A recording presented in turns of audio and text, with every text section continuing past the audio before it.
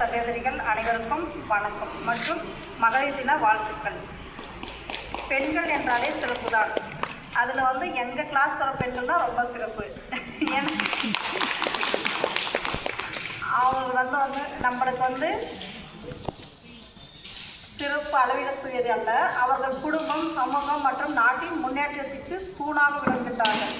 சகிப்புத்தன்மை, அன்பு, தைரியம், அர்ப்பணிப்பு மற்றும் பன்முகத்தன்மை கொண்டவர்களாக பெண்கள் திகழ்கிறார்கள்.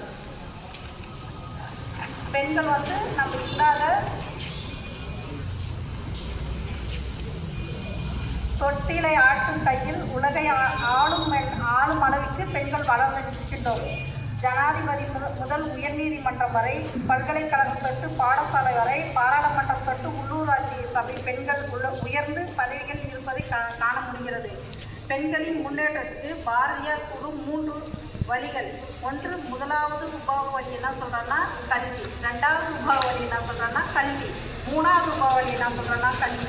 அதாவது கல்வி மட்டுமே முக்கியமானது. பெண்களுடைய உயர்வுக்கு முக்கியமான ஒன்று என்னன்னா கல்வி மட்டுமே அப்படின்ட்டு பாரதியார் சொல்கிறார். ஈவேரா ராமசாமி என்ன சொல்கிறாருன்னா, ஒரு ஆணை படிக்க வைத்தால் அவன் மட்டுமே முன்னேறுவான், ஒரு பெண்ணை படிக்க வைத்தால் அந்த குடும்பமே முன்னேறும் என்றார்.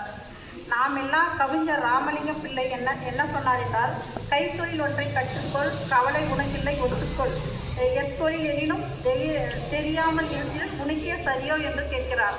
நீங்கள் ஏதாவது ஒரு தொழிலை கட்டாயம் கற்றுக்கொள்ளுங்க, யாரையும் நீங்கள் சார்ந்து இருக்காதீங்க அப்படின்னு சொல்கிறார். காந்தி என்ன சொல்கிறாருன்னா, நமது தேவையை நாமே நிறைவேற்றி கொள்ள